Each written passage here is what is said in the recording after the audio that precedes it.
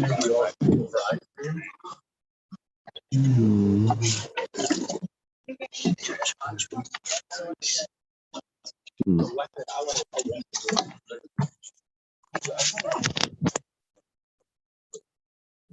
talk for a minute if we can after. Serge, do you have other? Would you like a t-shirt? Would you like to see an official t-shirt? Ladies and gentlemen, Patrick Farrell in his t-shirt, but I don't get, you're not supposed to stretch it out. You're supposed to puff out your chest. There you go. And there's the podium. It's on YouTube, which is posted to our Facebook and Zoom. Yeah, the best way is to go on YouTube, especially, and then search for Yiddishsummer Weimar, copy that, and then, or you can. So if you wait a second, you can go to Stream YSW Facebook group. YSW. Yeah. After living in Germany, what was the other choice? Shot. Because I'm used to these AY from Yiddish and German.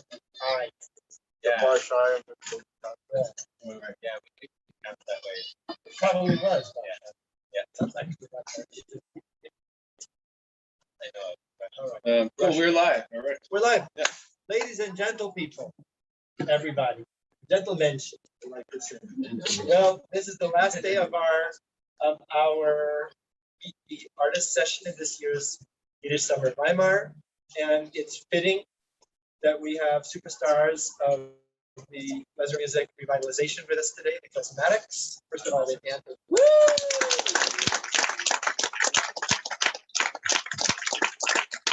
And then I would like to say that count up the number of years that I've known all of these people who are sitting in front of me right now. It's probably well over 300 years. Something like that. Anyway, I've known several of them 40 years or longer. Somebody, this guy, yeah, 55, 2 years. That's unbelievable. Like I remember when we used to say 10 years. That's a long time. Anyway, let's just say who you all are. Okay, I'll let you all do that, even though I know. Just say your name. I'm Matt Dario, play clarinet and the beats band almost from nearly the beginning. And grew up with Alan. I'm Lawrence Glenn. Vocalist, accordionist, pianist. If everyone can speak a little bit loud today, except for maybe singers who saving your voice, sing and everything. Okay. Yeah. Right. Thanks, Greg. Good idea. I'm Lawrence Glamberg. Hi, I'm Frank London, the trumpeter with the Klezmatics. I'm Lisa Gutkin. I play violin and sing. I started playing in the band officially in 2000. For quite a while. I'm Richie Barchet. I'm a percussionist, drummer, and my first gig with the band was in 2006. A hot, sweaty tent, Missouri. I'm Paul Morris. I play bass and cymbal. Since the beginning, right? Almost. Okay. So who here is just Frank and Lauren are the absolute core members of the band that are here from the very beginning. Yeah. Frank, you want to say something? No. I mean, 4 of us were on our very first album, Right. 1988.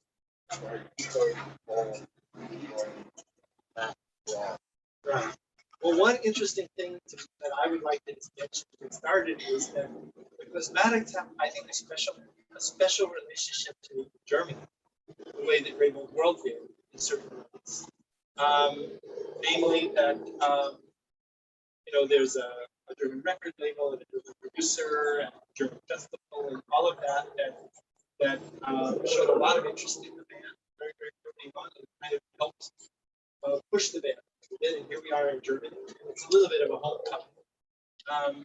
One of you like to talk about that?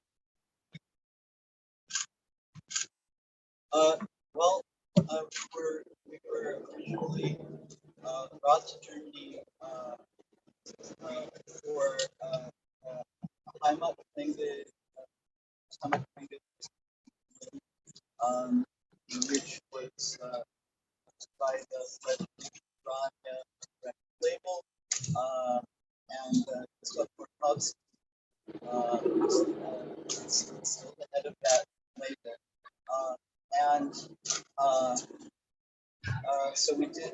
I think it was a week of concerts, and then part of the arrangement was that all of the artists would get to go to radio Berlin and make ostensibly a radio recording of our concerts with Elena's brass band, which was and Matt were also in, and they ended up using those recordings and releasing them. And when so connected by Ben Madison about his stuff, and when he heard us, he told us that what we were doing was very nice, but that it might be nicer if we would go back to New York and find a way of making the music more personal. Putting ourselves into it and bringing our whole beings, which and like languages that we also that New York is that at the time was very active and a lot of music artists happening. So kind of. And plus, Piranha at the time was also running meetings. So then went back to New York, did our homework, and came back into the tour, which included a lot of playing in what was then Germany. And we were embraced by Germany much more than we were in the States, and toured more here than the initial set ever made in America. So it sort of gave us our ground as a band. Cool. Very interesting. So I just want to mention that the idea of Meet the Artist is to not be typical where were you born and how many brothers and sisters you have, and basically you read online anyway, but to ask you the kinds of questions that have your artistic decisions that maybe people in the audience are usually not used to hearing, or they're not usually in on that conversation. But I have found over the years that there's 5 bands, they're all called, they're all part of the YSW, and they all sound very different. In each band, people play very different. And how is that possible? What's going on that people make such different sounding music, starting with, in some ways, the same material? So I'm going to throw this question out. I think I'll throw it out first, Lisa. When you take an original, like a piece of music, a manuscript, when you're on a recording, then you're going to make it yours. Not only, well, I won't even restrict it. What does it mean to you to take that piece of music? I'm asking it particularly, especially consciously, it's very broad. So you can spin this how you want. What does it mean for you to make that yours? Well, it's funny because the first thing I do is try to not make it. The first thing I do is try to listen to some traditional, some old material and manipulate it as close as I can. It's like it never seems to quite do that. I've always got some versions or some other flavor. And for me, I think the process is kind of backwards. I try my best, and then whatever slips out, I let it be. That's for like 2. Of course, working with the band, it's automatic, collectively, because that's great arrangements that we do, and I'm going to learn phrasing from the band members, and so there's that. But then when it comes to like writing songs, like Living At This World, where clearly I had American gospel somehow this thing popped out, and the harmonies were changed. But I think I was just putting myself in the emotional place there. I was consciously trying to embrace with them. And it was just, and then, so for that, I have a connection, and then I don't quite know how to do that. But I have had that very one.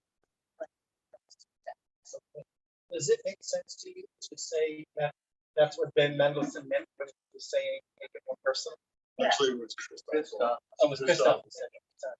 So, but is that a way of describing that? Make it more I personal? would say so, yeah. We talk a lot about, how bring their own background.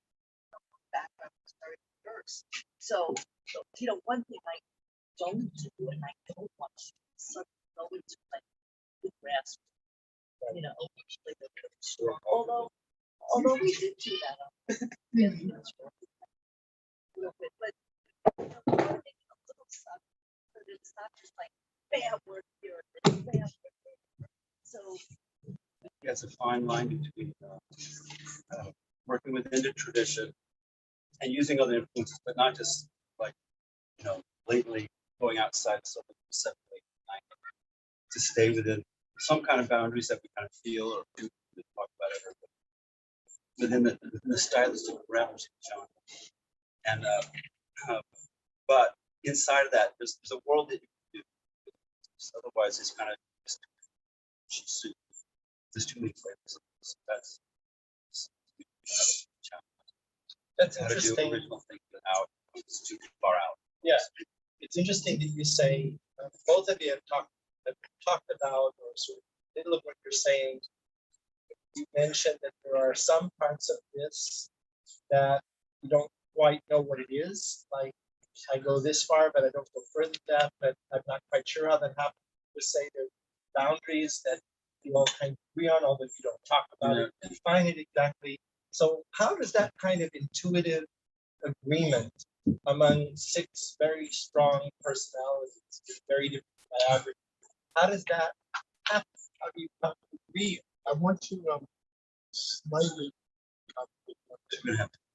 Yeah. So we're talking about this record we made, this project we did, where we got handed stacks of lyrics in English by the greatest American folk song singer. It's a long story why and how we did. And we were given permission to write our new music to this guy's lyrics, Woody Guthrie. And then we went and did it. And I think there were 2 things, or 2 or 3 things about that that pertain to what you brought. First of all, at that point we did talk. That's what. So here we are, and we had a meeting where we said, okay, are we going to write klezmer tunes and Yiddish tunes to these words or not? And we talked about that, and we decided, no, we're just going to do whatever each of us thinks. But we could have gone the other way. We could have gone the other way. So we do something when we need to. We talk. yeah, I was just going to say that we don't talk about a lot because we have a similar understanding. But sometimes we go out. I remember one time, I can't remember the tune, and it goes into a PA, and I almost started jigging on top of it, like, and he was right because it was tough.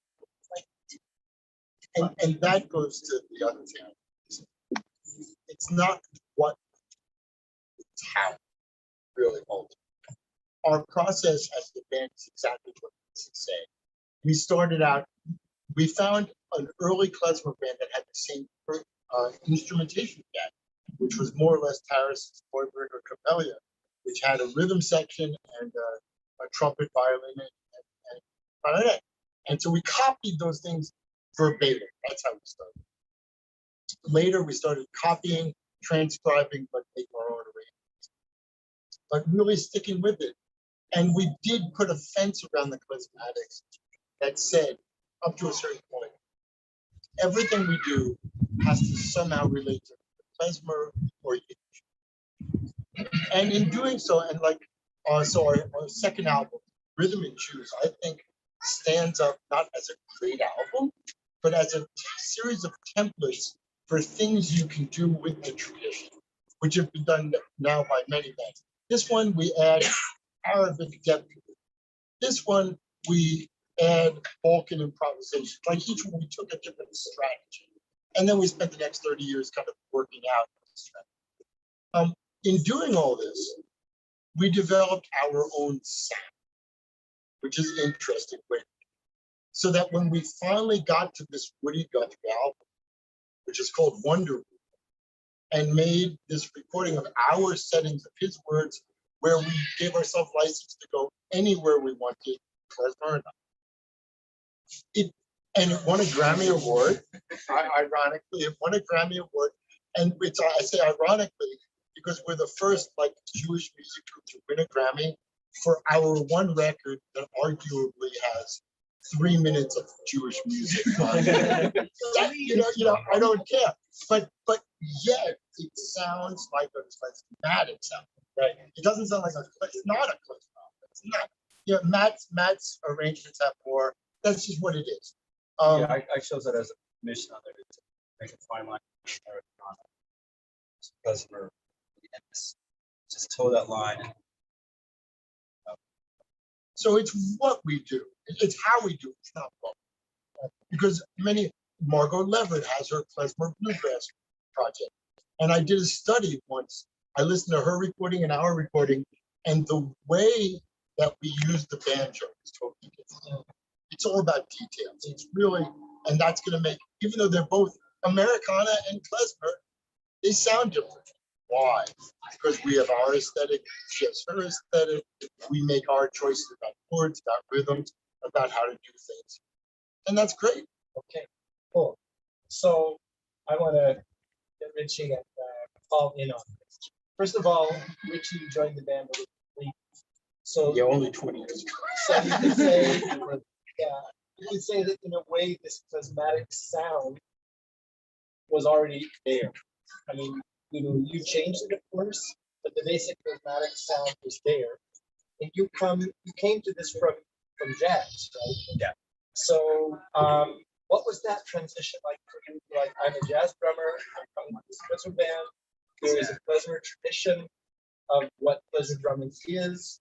How do I get into that? How do I just be a jazz drummer in the context of just like, I don't want to say more. So Right. you tell us about that. Yeah. Yeah. It's like a sure. Yeah. We have, for the audience out there in internet land, there are helicopters flying over us today because there happens to be a neo-Nazi demonstration going on in Weimar, and then there's a counter demonstration. And in the middle of that, we're doing Yiddish Summer Weimar. So Yes. you can hear some helicopters and some noises. Yes. Yes. Back to klezmer drumming. Back to the drumming. It was in many ways it was kind of because growing up as like the U.S.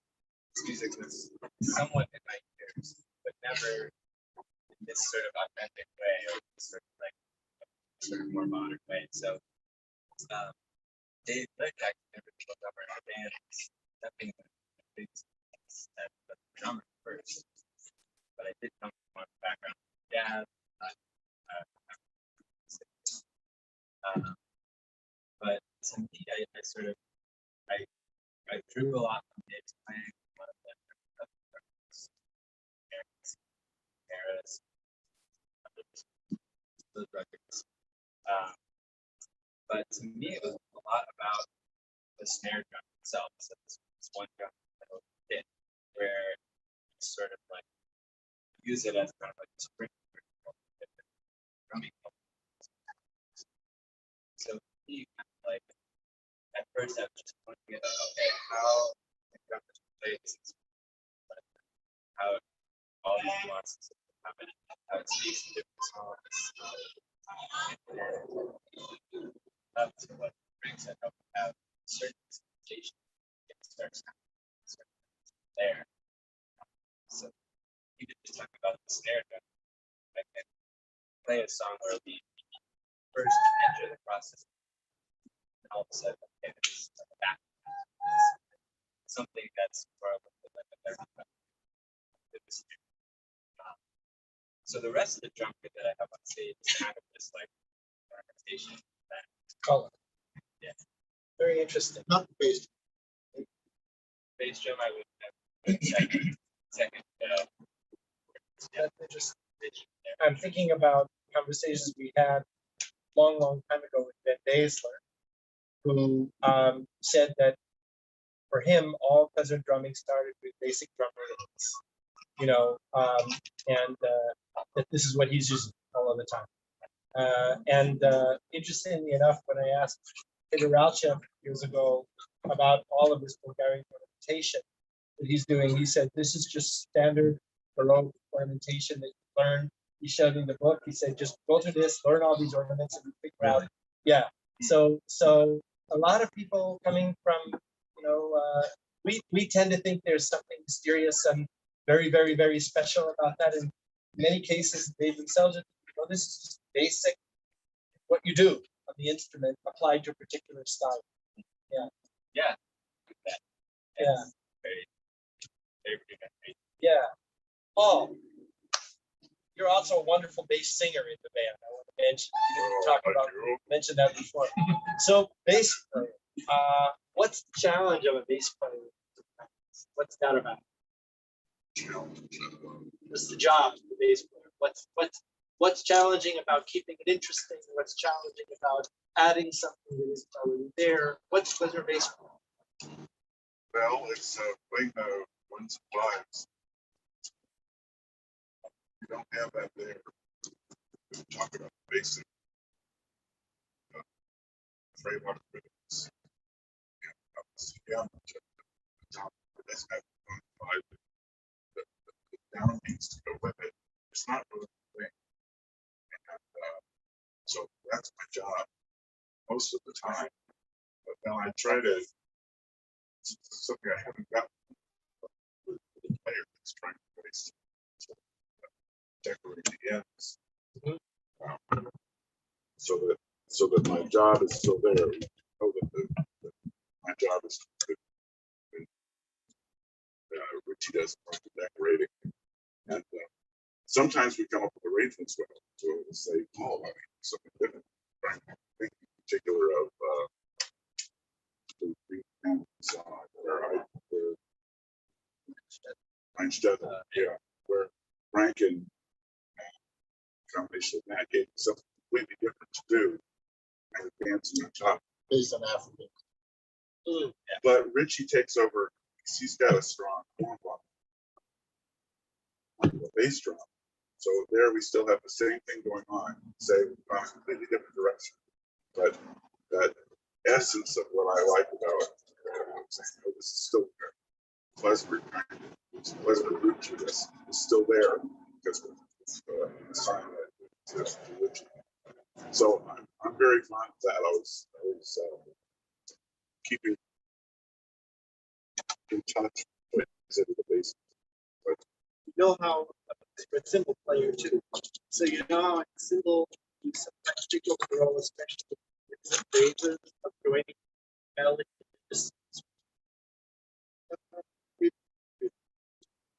yeah, that works in the bass. You're right. That works in the bass. That's what I was going to say. So you sort of join these responses at the ends of cadences and things like you might be going. I want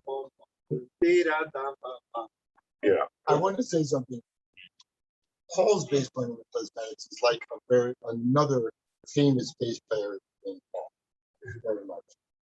Paul McCartney. Very much. And everyone talks about it with Paul. You should get a hot about how he's a melodic bass player. How he's actually playing lines. And not this doesn't contradict what you were saying about the rhythm. Absolutely not. You don't just play lots of you play melodic lines. It's not just doubling. He's playing linearly and yet still being more than. I guess that's something I don't even think about because if I lose that sense of my job, then I really screwed up. That's what I think just to make it clear to everyone, when you say my job, you mean my role. role. Yes, thank you. No, Right. it's, no, it's It's a job. job. privilege. It's a in his job and it's a contract. role. It's a job and His it's a role. contract, But I think, actually, I think that is one of the things about our sound, is that it's rolled Yeah. a lot. Yeah. You know, it's kind of juggling thing. Right. It's just one thing, you know, I'll go to the thing and maybe I'll be singing Paul for a moment and then around and that will take over. And Now the Klezmatics have made 13 albums, and you've been around for 40 something years. How many years? 35 years. And how has the band changed, other than the personnel? Like, have aesthetic changes? What has changed? How do you keep it alive? How do you keep it exciting? How do you keep it Well, alive? one How do you way- keep it? How do you not repeat yourselves? Well, I could do something there. Well, one thing we've done, well, especially more in the last 15 years, is like project dates. I'm a special guest for special dates. That helps, but somehow I think we've really stayed true to our original mission of our own voice with Klezmer, in a modernist way and an eclectic way, yet rooted. But so we've done various projects with guests and Talk about our new repertoire. CD. And I'm going to really quick, and like Woody Guthrie and so forth, the master musicians, we did a project, whatever, that's all really exciting. But coincidentally, we have made a really different CD just now, kind of our first venture into film music, or especially full on his films of discovered home movies of Eastern European Jewish life, and Pale, in the Big Pale. Americans who went back to visit the old shtetl after 25 years, they were successful enough to bring a little crank up camera and make all these films. And the Evo Institute, Lauren works in New York, as a whole archive of these. So filmmaker, Hungarian guy, did a project, an installation, and so we did this project, accompany this music, and that's really more instrumental and ambience, avant-gardism, moody. It's just really good. And it was released yesterday. Wow. On So we can go out and get that. it's a pre-release. It's released on the 8th. On the 18th of So was that on August. 13th or 14th? I don't know. I don't know, but that's a really different one. That's So I was in the Poland Museum, and we actually happened to have had Barbara Kirschenbach-Gimlet give a lecture, I think 2 days ago about, and your music is one of the, is featured in, is that this music? That is this music. That's what I yeah, thought. We were commissioned to the whole of music. That's what I It was thought. part of the commission to create this film, but not just a film shown, but a film installation, like, films on several different groups and going backwards and forwards and 3 screens and 2 screens and different music in each group project. But the album is some of the outcomes. Yeah, I thought that was very beautiful. You saw that. You were there. We did that installation. But that was already some years ago. Yeah. It was like Yeah. 3-4 years ago. Right, and then the project sits in the can, everybody's busy, and then COVID comes along, like, what can we You have a do? chance to do Hey, that. yeah, we had a chance to go back and remix and, edit Right. and then we do the recording. And pull out like that, like it's stuff that I didn't. Very cool. It never. It's called Letters to Afar. Letters to a Fire. Yeah, it's on one of the Bandcamp labels that are popular now, Chant Records. I don't know, Oh, I don't know about kind of that. out of the Zorn scene, started this label called Chant Records. Alan, Yeah. add one thing to your question about like how does the band keep going for this long? Right. What keeps it fresh? And just an observation I had as sort of a newbie in 15 years. It's like, I don't know if I've shared this with the band, but like what I've observed is that there's a concept, like sort of Frank talked about, where the band started in this way. And there's sort of this thing where even when the band introduces new material, it's not totally reinventing the wheel every time. So there's something to just keeping on doing it and just Yeah. continuing on. And actually what I've been encouraging the band, and we're gonna have a couple of new songs tonight, but also in the show tonight, but also playing older material. Yeah. You know, cycling. So there's something to that. I know that there are a lot of successful artists that go for decades that have a new concept every album. But there's something to just like finding it and keeping it going. Okay, so I think everybody here is in several different, very creative projects at the same time. That's something also to point out, that even though this Klezmatics are, such a major force, but actually the people in this band, they all have their other projects as well, right? And I know some of the projects that you're involved in, Mark, because we're in some together. And I know of some of the others. So without going into what all those projects are at the moment, because we don't have the time to do that anymore, what I'm curious about is the issue of, well, I'm going to develop this part myself, this other project. And of course, every time you do a project, it changes you. So then do I leave that piece of myself there when I come back to Klezmatics? Or do I bring it with me? Do I come back to the Klezmatics and say, hey, I just did this thing in this other project and I'm really cool if you do something along those lines? Or does it just happen anyway automatically because you are changed by projects? I'm interested in knowing what that's like. When you bounce out and you bounce back. It's so funny. But it's 2021, but we're non-binary. That's right. Neither is both. It's, I think the one thing that, no, we do it all. Yeah, like you said, the other thing that with the Ricky is that we build into our the ability for them. That's something also. I learned something very quickly in my just career of touring. Anytime, no matter how creative you are, when you go on tour with something, it's a Broadway show. Even if so, you want to make it as interesting because you're going to do the same thing night and night. And so one of the tricks that we do to keep that feedback space, we build in the ability to have the change. And it's really funny that basically, other than the words themselves, everyone knows everyone else's part. We all know the rhythms and the harmonies and the melodies, kind of points. So that if someone's not there, all of a sudden someone else is just playing what they do. We all kind of know the whole thing. We try to keep things in this way. You'll hear it tonight, where there's moments that are so clearly like, all you know, and there's other things in the same song where it's all mixed up. Okay, other responses to that question? A little bit. I think it's something to if you play. Well, for me, to the other projects, usually kind of other genres or other languages. So it's a little like being fluent. Not that I'm totally fluent in a lot of other music genres, but fairly fluent in several. But if you're fluent in language and you switch between German and Hebrew and then English, you pretty much go there. I mean, you're informed by that language, but you're not peppering your language with the other language too much, maybe a little bit. So there's kind of a bit of a switch for me. Like I do kind of leave something behind, but then I'll take something in that world. Well, like in jazz music, because I'm trained as a jazz player, and a lot of this stuff, I'm more in the Balkan Turkish kind of legato ornamentation that they do lends itself nicely to phrasing and gestures in jazz, for instance. So some of that comes back. So I do a certain amount, but there's also like going between these genres, like going between.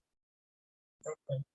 So for me, just what occurs to me from this question is that it's also about, kind of a lifelong realization of art. Because I, for example, am a person also. I grew up kind of going from the stages to the pit, and I've done fair amount of theater. And how do we bring that? I consciously did it band. Right. But I could tell that there are moments where I want to be theatrical, and if the band is sort of just kind of going around their thing, I'm not happy. So, I brought that and said, okay, at this moment, this might have a moment. It's just, and I think that takes a while. You bring your own, What? yeah. Don't look at me in that tone of voice. It's not like it was always easy. But so I think we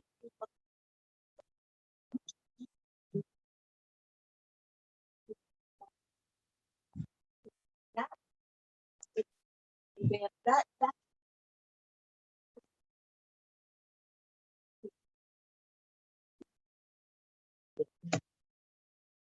And I think one other thing, as a human, it's like when I work in 3 different groups.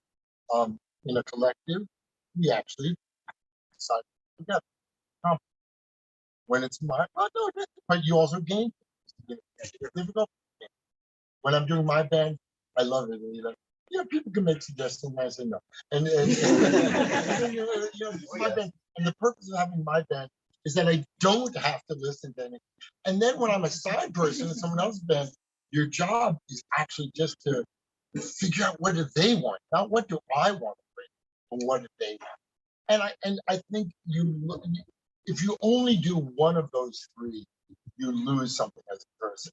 But the ability to do all three really rocks. Being a leader lets me understand what I want without this five.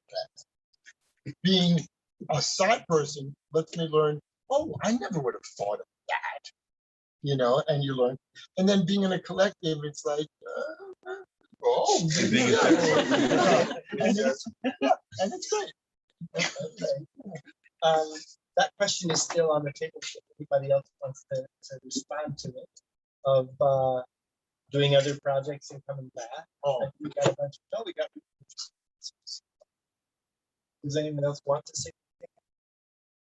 It's also a survivalist. Sorry. No, I'm kidding. You say, go ahead. Matt and I can be mean with him because I've done it. And Lauren can too, and everybody else. We've done each other. What did you want to say, Lauren? What I wanted to say was that good. Thank you, Lawrence. what I wanted to say was that my experiences doing other sorts of vocal things often means that I have to go to a different place vocally, and what that does is that it gives me some other idea to bring that to the band. It's like sometimes I never thought of trying to sing one of our songs in a particular way, and then if I go and develop like that sort of in some other project, then I can bring that to the band. And to back up what Frank's saying, it's or to sort of agree with him, it's like definitely not a Broadway show, right? Because a Broadway show is like in its way is like a machine that has to be precisely mostly the same, every night, because of the number of people involved and because of what people expect. And in this band, I think that one of the things that keeps things fresh and new, even if we're doing old material, is that no performance is really, I don't have to say it, but no performance is ever the same of any given song. Well, I want to second that. That's one of the things I'm really happy about at the beginning of this band as a jazzer kind of originally, where you really want to change it up every night and not have set movements. Not the same person who solos in the same order. And this band has always been pretty good at that. And Lauren, who's not from an improvised jazzy world, it is like probably preeminent in this band, and that will approaching almost every night. He approaches, especially certain computer songs, it's completely different. That's mind blowing. And he pulls it off, like really, a completely different meter, for instance, or singing off mic. It's remarkable, and then everybody responds to that. He'll set up the tempo, or rhythm, or meter of Schnerla off, completely different. That's nice. anyway, and you just go with it.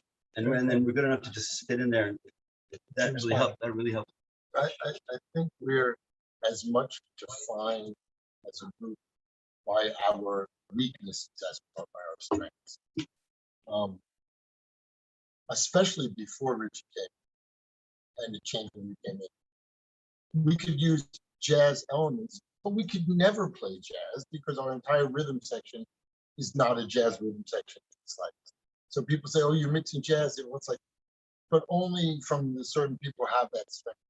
And you can say that about anything. Yeah, you can throw Americana elements into it, but really only a few of the people have that strength. And and none of us, I don't think any of us, with maybe one exception, we're not technical. We're not people who are known as like, oh, he or she is just like got the greatest chops. Not that big deal. So we're defined by something else. We're defined by the music we make and who we are. Not I remember, I want to get to both Richie and Paul on this question. But before I do that, I want to mention that Frank and Matt and I were all at different times at a place called Creative Music Studio. Were you there too at some point? Okay. We were all at a place called Creative Music Studio in near Woodstock, New York, which was a real hotbed of music experimentation in the late 1970s, especially where the white avant-garde, I may call it that, and the black avant-garde were meeting and exchanging. And in many ways, the Creative Music Studio is an inspiration, even a model of what we're doing here. Seriously. I mean, in fact, without the Creative Music Studio, I never would have never played the accordion, and I never would have started playing Yiddish music, because I was inspired by the fact that the ensemble of Chicago was so good, and they had looked into African traditional music, and I thought, whoa, there's something really missing in my musical education, that I haven't checked out the relationship between classical music and various European folk music, and that led me eventually to Yiddish music. But the point that I wanted to make, the reason I'm bringing that up, is because I remember seeing Carl Berger was the director of that place. He's still alive, thank God. And there's in fact a renaissance of the music studio stuff going on online now, if anyone wants to check that out. He's a German musician from Heidelberg originally. Very, very interesting guy. And at a certain point, I remember seeing, I think right after I arrived there in 1977, there was a thing on the wall that said, you will find your originality in places where your mistakes and that you think are your shortcomings. And I remember seeing that and thinking, what is that? That's a rationalization in places where I go. But actually, the older I get, I realize that you encounter these things in yourself where you might want to sound like something, but you don't quite sound. And that difference is where your originality lies. And you can kind of mine that and turn that into something very, very interesting. I think that's a real interesting, and you just reminded me of it. You said our strengths are actually our weaknesses. Our originality are our weaknesses. It's in that difference between like my mirror and me, that difference of the image, that filter is the original. So do either one of you like to say anything about this issue of doing music outside then? I think that we're an asset as a band, that we all go out, have our own back to keep each other honest. We even just bring back things like, it's a great way to be able to critique each other, like, hey, band, like, I don't know, you look a little dead on stage tonight, I'm bringing with me experiences from these other groups that I played with, where we're actually like getting, having ourselves, presenting ourselves well on stage. So there's things like how the music is delivered. For me, I grew up again playing a lot of Afro-Cuban music, and just having the necessity of watching the audience, seeing how it's hitting their bodies, how the music is resonating. So I think that's the sort of thing that I always think is. Cool. Yeah. Paul, you have a thought about this?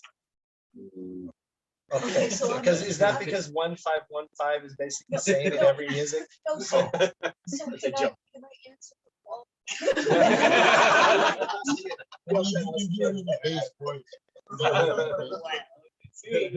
Because Paul plays a lot of stuff. That's really right. So, you know, I mean, it's supposed to be awesome. Yeah. But mostly what I do with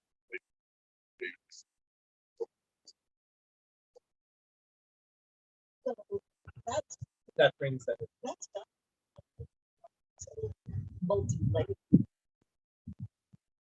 Lisa, I have a question. And feel free to say, I'd rather not answer this question.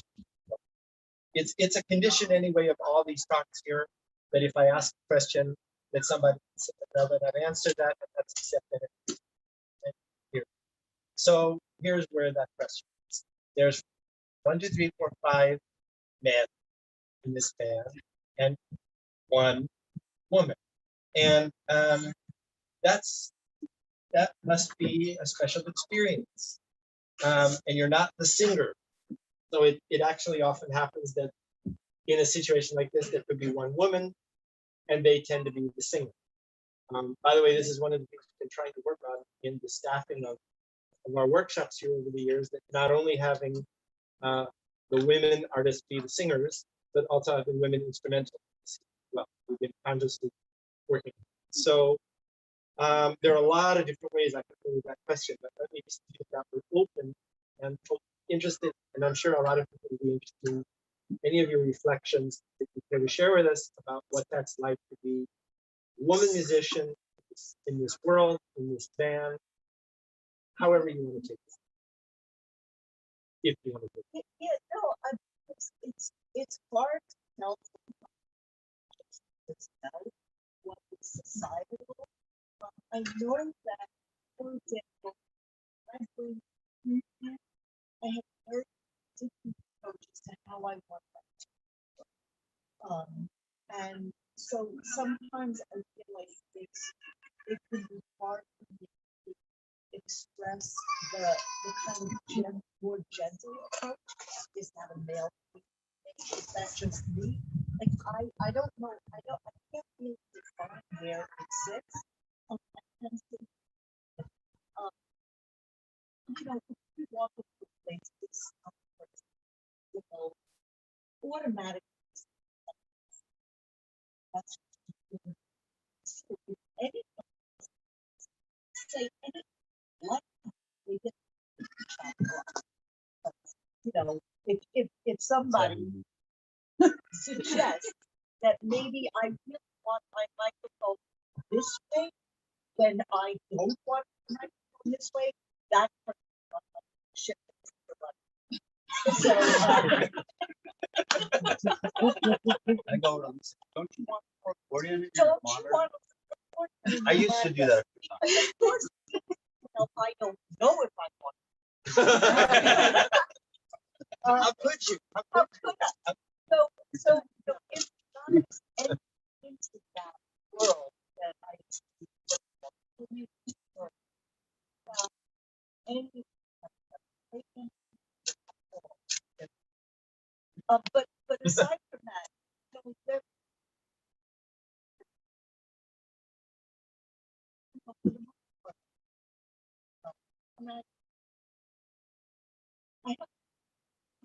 Are you conscious of a role model for other women Absolutely. musicians? I'm teaching for in New York City. It was actually a bad time. They didn't need all of us. I really didn't want to on, but no, I have to show her that it's not today. So I have and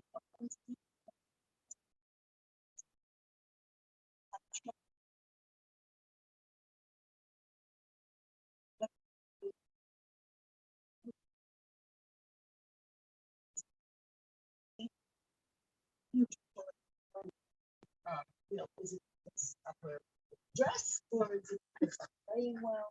And so that stuff is, you know, it's taken. I think considerations like that are still evolving, right? I mean, I know quite a few women musicians who talk with me about this issue of being valued for the music they make versus what they look like versus how they move versus all those things together. And what happens, the smiling, and what happens if somebody says, hey, if you wear this kind of dress, I can get you this kind of venue. And do you go with that and use it? Or do you say, no, I refuse to do that? And all that kind of thing. Well, before taking that step, which I think is an interesting one, I would also like to ask the non-women in this group, the men in this group, whether if you feel like reflecting on how your consciousness of these issues change. Like Matt, yeah, I heard you say, oh yeah, I used to. And that in that I used to is a very interesting thing. Where we all have to kind of grow and make room, and especially the 34 years and all the culture is going through, and so forth. Do any of you, the men, feel like sharing like process you went? What do I want to say? In response to the kinds of things, yeah, change of consciousness vis-a-vis the kinds of things that Lisa was just talking about. I think it's important to the band that we have. You know, we always have, and you know, I just think it's important.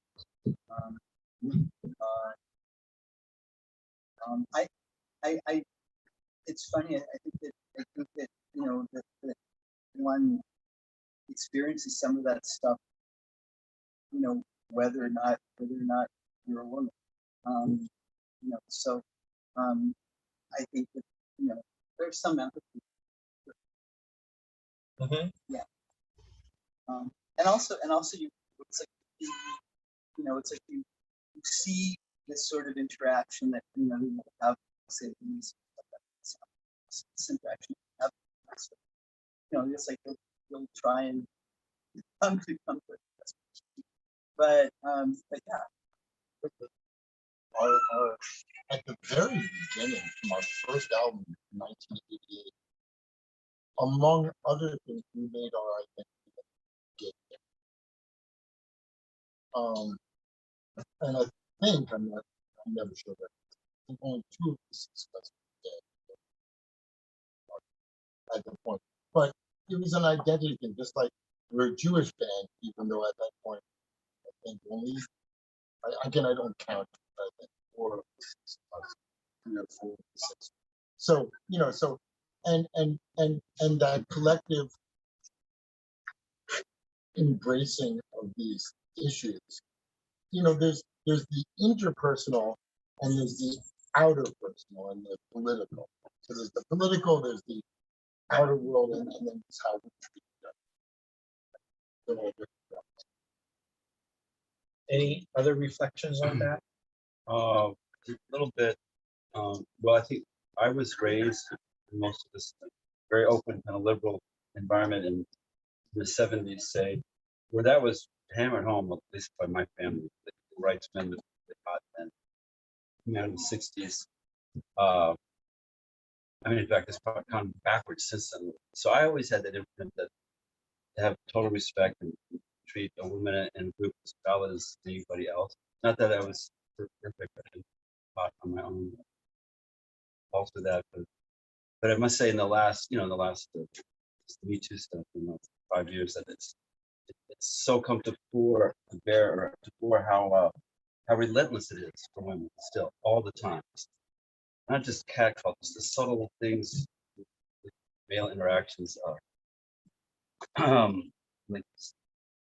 you know, the inherent sexual harassment on all kinds of levels, subtle levels, that they do that all the time. I wasn't always aware of that, how heavy that is. So I do feel like we have to, a lot of us comes to be sensitive to that. But, you know, it occurs to me too that you know, it's male, female, it's what country you're from. It's really comes down to a kind of subtle bully that happens to be sometimes male, female, but that's Right. you know, and it's just that like, you know, I'm going to impose myself on you instead of understand what you want. It is very subtle, and I think that you know, we as a band, we just get that all the time. It's like aware of not bullying in the way that just growing. That's great. And we've had evolution with that. We've had 20 years ago, there were 5-year, 10-year periods where there was a lot of tension, a lot of periods where this person wasn't talking to that person for 2 weeks, and you're on the road playing together, and some heavy, you know, kind of group encounter sessions. How we got that, like, it's either figure it out and stay together, or just don't stay together. So there's a certain amount of having a working dysfunction, like a family. There's always some, but we've really gotten to where we hardly have too much tension these days. Congratulations. That's a big achievement. That's really, and that's a long road. Yeah, yeah, that's really a huge achievement. Congratulations. We have about 5 more minutes, and I want to ask any of you who are sitting here, or if there's someone online, did there happen to be any online questions? Could you put on to the online session that we would be open for online questions now, if anyone has? All right, thank you. Any questions from any of you sitting here? This is a golden opportunity. You're not going to be able to do this in 15 minutes. Now's the moment to ask them the question that you have. What kind of reeds we play? Nobody cares about reads. Oh man, I'm kidding. No questions. Yes. I did not quite understand the citat.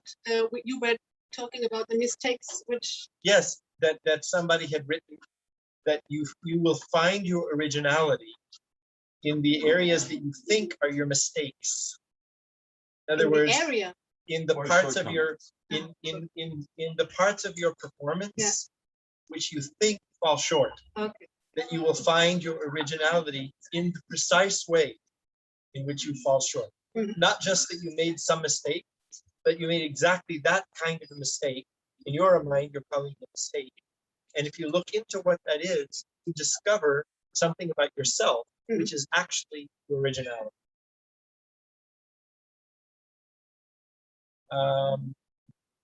Any other questions? Yes. About music and you did, how do you deal with The question was, did anyone here in the band ever have a burnout about music? And if so, how did you do it? Well, I have another job, so I work as a sound artist. So you know, I find that a great aside from like having the ability to help people, being informed and finding out things about what's out there. That's sort of like a place I could sort of get new sort of impetus. But yeah, sure. I mean, as a singer, you go through periods when you think like you can't sing anymore. You think that something is like like something's really wrong, and like call my voice teacher. This happened. I'm sure you said nothing wrong with your voice. It's just you do this, and then in a couple of weeks you'll be fine. So and also it's 35 years of being with the same group of people, and that's pretty tough. So you sort of have to look for what have we accomplished, and we have more things that we can say. And I think So something happened to me over the weekend. So I wasn't playing music, and my sound started getting, when I was practicing at home, my sound was getting more and more American. Which I felt I was losing my center and didn't know, like, started thinking like, okay, what is so it was like a lot of fear of come back, and what do I sound like, and who am I musically, and I do.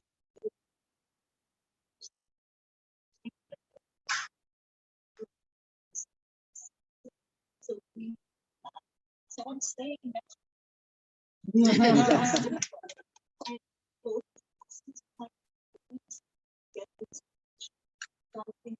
Some of what